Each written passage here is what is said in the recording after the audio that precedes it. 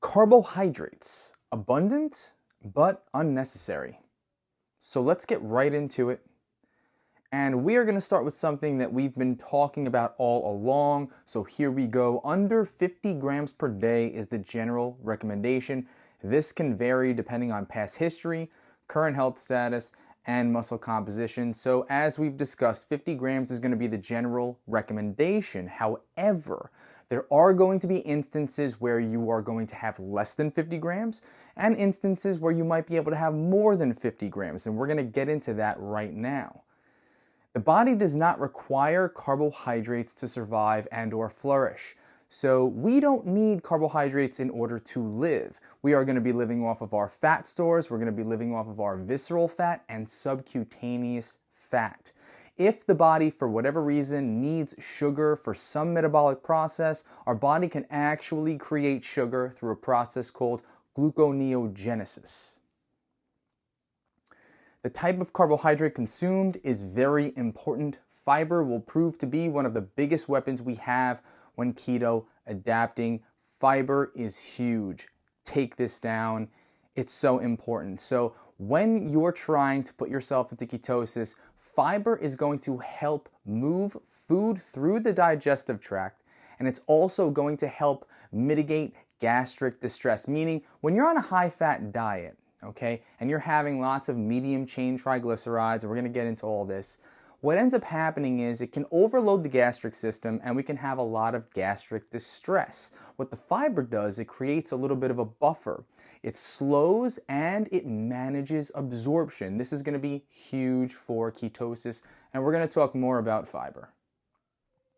Once keto adapted, it may be possible to incorporate carbohydrates that metabolize slower depending on your goals and your metabolism. So there are two types of sugars. There's going to be amylose, and then there's amylopectin. Now, the amylose is going to be a straight chain sugar, which means it's going to metabolize faster. The amylopectin is going to be a branched chain sugar, which means that it's going to metabolize slower. These are going to be your starches. So the instances that we mentioned before where you're having more carbohydrates than 50 grams per day, these are going to be the instances where you might be able to incorporate starches, all right? But we're going to get into that, and we're going to hold off on that a little bit. So let's return to the first one, okay? So we've got under 50 grams per day is the general recommendation. This can vary depending on past history, health status, and muscle composition. Now, I want to go a little deeper into this because this is very important. We're going to break this into two different groups. So the two different groups are going to be poor past history / current health status, and then the other is going to be having normal health / high muscle composition. Now, let's go through the first one. Now, the first one is going to be consisting of somebody who is currently insulin resistant, is pre-diabetic or is already diabetic, has a history of high cholesterol and triglycerides, and they carry their weight predominantly in their midsection. The second group, okay, is going to be the athletes, people who resistance train 3 to 5 days per week, and somebody who has no history of high blood sugar or blood lipids. Now, these two different groups are going to have different guidelines as far as carbohydrates go. Now, they're not going to be drastically different. However, you need to be deliberate and you need to be somewhat exact. You need to find your personal sweet spot when it comes to carbohydrate consumption and putting yourself into ketosis. So the first group, the poor past history / current health status, is going to be 20 grams or less. So as we've discussed, insulin resistance is going to be an issue. Now, since it's an issue, we have to make the body understand that fat is going to be the predominant fuel source. So if you're insulin resistant, this means that your body well understands that carbohydrates are coming in at a very, very high rate. The pancreas has been overloaded for a long period of time. There's lots of inflammation, and you're essentially a carbohydrate burner. So having less than 20 grams or 20 grams is going to be essential for these types of people to force their body into ketosis. Now, going on to the next group, the normal health / high muscle composition, the athletes, resistance training 3 to 5 days per week, they can start at 50 grams of carbohydrates per day and less. okay? And we've talked about instances where you can incorporate starches and other foods that might have slightly higher carbohydrate consumption. These are going to be the people that can potentially experiment with that. Now, I would say you're going to go upwards of only 100 grams for these people, but my recommendation is that you start yourself at 50 grams, okay? Once you do that and you know that you're in ketosis, okay, and that everything's moving smoothly, then we can go ahead and slowly introduce those carbohydrates that are slow burning, like we discussed, the amylopectin, the starches, okay? So first, for these people, the athletes, normal health, start with 50 grams, put yourself into ketosis first, get some experience, and then you can slowly introduce more carbohydrates as time goes on. Ketosis approved carbohydrates. So we've got vegetables. So here's our list. It's highlighted in green. We've got asparagus, broccoli, celery, cucumber, cauliflower, chard, collards, eggplant, endive, green beans, kale, mushrooms, mustard greens, lettuce of all types, onions, pea pods, snow and snap types, peppers, radishes, spinach, and summer squash. So as we've discussed before, fiber is going to be huge. My recommendation is this. Make dark leafy greens a staple at least once a day for one of your meals. Ideally, it would be nice if you had dark leafy greens with every meal, but starting out with a ketogenic diet, it is difficult. So start with one meal first, and then maybe we can go ahead and increase that. And the reason why I say this is dark leafy greens are going to be the most efficient way to get your fiber in. Not only that, it provides a fantastic buffer for the high fatty foods that you're going to be eating. Kale is amazing. Purple kale in particular, amazing. Spinach is great too. It's got slightly more water in it, but spinach is fantastic as well. And then we have the starchy vegetables. They're highlighted in red, and we discussed. So these are going to be the vegetables that you're going to stay away from. For the people that are experimenting with that 100-gram mark, you can slowly introduce these once you've gone into ketosis already. But for those of you who are 20 grams and less, for those of you who are starting out with 50 grams and less, if you're starting out with ketosis altogether and you're new to this, you're going to basically steer clear of these more complex carbohydrates / root vegetables, okay? Now we have nuts and seeds. So most nuts, nut butters, seeds, and seed butters have 4 to 8 grams of carbohydrates. Look at fiber / net carbs. We're going to go over net carbs in just a little while, but first, let's take a look at the important thing here. 4 to 8 grams of carbohydrates. So with nuts, you need to be wary of the amount of carbohydrates that are in the specific nut. It's very easy for carbohydrates to compile, okay, when it comes to nuts. It's very easy for us to just kind of throw nuts down. Make sure that you're measuring out your nuts in ounces and go after the fattier nuts. Just because if the amount of carbohydrates are high, at least the amount of fat will kind of balance out the ratio a little bit for you. The nut and seed is more preferable than the butter form. Bottom line here is the more that you break down a food, in this instance, the more that you break down the nut into its butter form, you're going to be destroying the fiber. The fiber is going to help slow the absorption of the carbohydrates in it. So make sure that you're having your nuts in their natural state, and you're making sure that you keep an eye on how much butter you have of the nuts. So for all of your nut butters, look to the ingredients list and make sure the nut itself and salt are the only ingredients. Honey roasted and candied should be avoided. Honey roasted and candied is essentially just adding sugar. Make sure that you look to the ingredients list, which is going to be beneath the nutrition facts, and make sure the ingredients read the nut and salt. Raw, blanched, dry roasted, oil roasted, chopped, slivered, shelled, salted or unsalted. Basically, these are the states that the nuts can be in. Essentially, these are just either cut, they're heated in some way, or oil is added to them, which is all ketogenic friendly. Now let's take a look at the fruits. So unfortunately, we have a rather short list, but the good news is that these fruits are absolutely delicious and their fiber content is fantastic in relation to the amount of carbohydrates that are in them. So we have berries, strawberries, blackberries, blueberries, raspberries, all have fantastic fiber content relative to the amount of carbohydrates that are in it. We have tomatoes, avocados, and olives. So we have two sources. We have the Ketogenic Bible and the Art and Science of Low Carbohydrate Living. Both suggest that avocados and olives, if you're somebody who is doing a 20 grams of carbohydrate and less diet, you should start out by leaving out avocados and olives. This is something that I will say in tandem with that. If you're somebody who is trying the ketogenic diet, you absolutely love avocados and olives, you're not having any refined carbohydrates, and you're sticking to exactly your number of 20 grams of carbohydrates, if you can somehow fit in the olives and fit in the avocados, you go right ahead and do it. If you love them, then do it. That's what this is all about. We got to make it fit to you. So we have 3.5 ounces, which is 100 grams of berries, will yield 10 grams of carbohydrates for the day. So if you're somebody who finds themselves wanting to get all of their carbohydrates from berries, if you had 2 servings of these, that would be the 20 gram mark. If you had 4 servings of these, you'd be close to the 50 gram mark. So just go by that. Other fruits are too high in net carbohydrates. So this list is rather short, completely understandable, but we have to make sure that we pick the fruits that are going to be conducive to putting us in the ketogenic process. All other fruits are going to be just too high in carbohydrates relative to the amount of fiber that they have.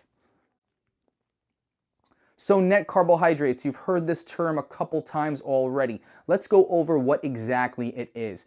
Basically, net carbohydrates are total carbohydrates minus the fiber equals net carbohydrates. Why is this important? This is really important because fiber helps to mitigate the effects of carbohydrates. It creates a barrier between the food and your stomach lining and the intestines, its ability to get absorbed, its ability to elicit a response from the pancreas too quickly. And this is huge for wanting to decrease body fat and putting yourself into ketosis. We want to make sure that we manage our insulin levels. So net carbohydrates is going to be a nice measure. Helps evaluate absorption rate. So what I mean by this is that the more fiber, the slower the absorption. And the slower the absorption, the better for ketosis. Again, remember, if foods are being absorbed slowly, it gives the pancreas a chance to release insulin if it's needed, because the food has carbohydrates in it, to release that insulin nice and slow. If sugar is absorbed quickly, it's going to overload the pancreas because the pancreas is going to say, well, there's lots of sugar in the blood. I need to release lots of insulin. I need to release lots of fat storage hormone. Remember, that's what it is. So let's take a look at something called the glycemic index. So it's basically a scale from 1 to 100 measuring how fast a food raises glucose levels. Low is going to be 0 to 55, intermediate 56 to 69, and high is going to be 70 and over. The way that these rankings are determined is somebody is going to be fed, or a group of people is going to be fed 50 grams of carbohydrates of a certain food, and they're going to test to see how it affects their blood sugar levels and looks to see what type of insulin response there is. There's also something called the glycemic load. Now, there's lots of confusion between glycemic index and glycemic load. The difference between the two is that glycemic load takes into account carbohydrates in the food. So basically, how we arrive at glycemic load is going to be total carbs per serving times the glycemic index value of the food divided by 100. Okay, this is considered to be a more accurate depiction of food affecting blood sugar. Okay, low is going to be 0 to 10, intermediate is going to be 11 to 19, and high is going to be 20 and over. So if you're looking for a quick way to evaluate if a food is good for you in ketosis, look to the glycemic load. It's a better indicator to see how it affects blood sugar levels and insulin levels.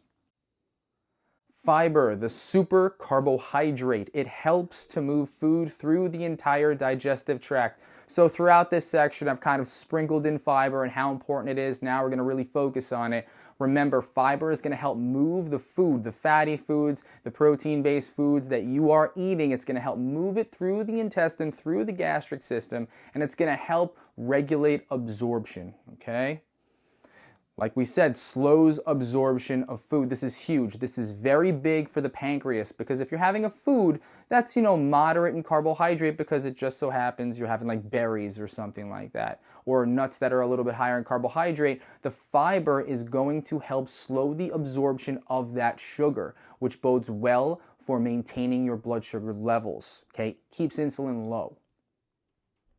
Digested in the large intestine. So this is huge, okay? So we have our fiber. We have soluble and insoluble fiber, okay? One can be absorbed in water and the other cannot. Bottom line here is that it is fermented in the colon, okay? And there are lots of benefits to the fermentation process of the fiber, okay? Fermented in the large intestine, creating short-chain fatty acids. So look at this. This is one of the biggest benefits. That fiber that's being fermented in the colon, meaning being broken down by the good flora and good bacteria in your body, is creating the very fatty acids that you can now use in the ketogenic process. This is big. So with a carbohydrate, okay, because that's what fiber is, the breakdown of it by bacteria is going to create short-chain fatty acids. It's huge. Studies have shown fiber to help decrease body fat, increase satiety, increase insulin sensitivity, promote beneficial bacteria in our gut. Now, it does this in a almost secondary way. It doesn't directly do it. If you're having lots of fiber, that means that whatever food you're eating is being absorbed slowly, which means that you're probably decreasing body fat, which means that insulin sensitivity is going to be going up because insulin is not being secreted as much. So you have this whole domino effect. If you're having nice amounts of your soluble and insoluble fiber, you're going to bode very well for putting yourself in ketosis. Research shows that foods high in fiber could allow carbohydrates in the diet to be increased from 4 to 10% without affecting seizure control in epileptic patients, the ketogenic Bible. So bottom line here is more fiber equals the possibility of having more carbohydrates. If you're having more fiber, more soluble and insoluble fiber, then that means that whatever carbohydrates you are having, that absorption rate is going to slow down. It's going to have less of an effect on your pancreas, less of an effect on insulin. So let's take a last look at our list of carbohydrates to make it really simple for you guys. If you really want to get into ketosis as quickly as possible, just think this way. If it's on this list, it's acceptable. If it's not, don't eat it.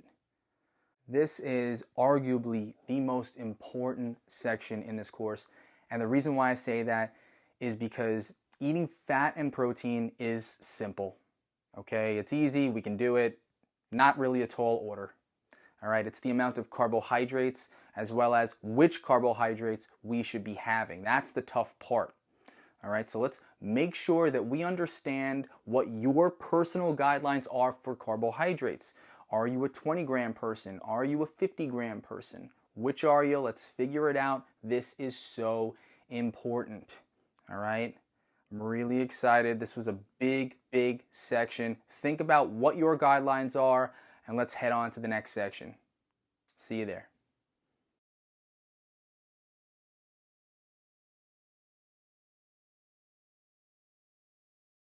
So now we're rolling. We just talked about the macronutrient carbohydrates. Some of the big important parts to this past section is going to be net carbohydrates. Net carbohydrates are going to be a nice tool for you guys right on the fly to evaluate whether a food is going to be good for you as far as ketosis goes. Remember, the more fiber that you do have along with your carbohydrates is going to help mitigate the absorption of those carbohydrates, which is going to allow you to have more. But again, we want to remember that we want to have our specific macronutrient breakdown, meaning carbohydrate percentages need to be specific to you. So as we talked about, either 20, 50, if you're an athlete, you can have above that, but first start between 20 and 50. If you're somebody who is insulin resistant, somebody who didn't make such great health choices in the past, and maybe you've had high blood fats all your life, high blood sugar, perhaps we should start at 20 grams of carbohydrates first. This section was huge, as I mentioned previous times already. We are moving on to protein. Let's get into it. See you there.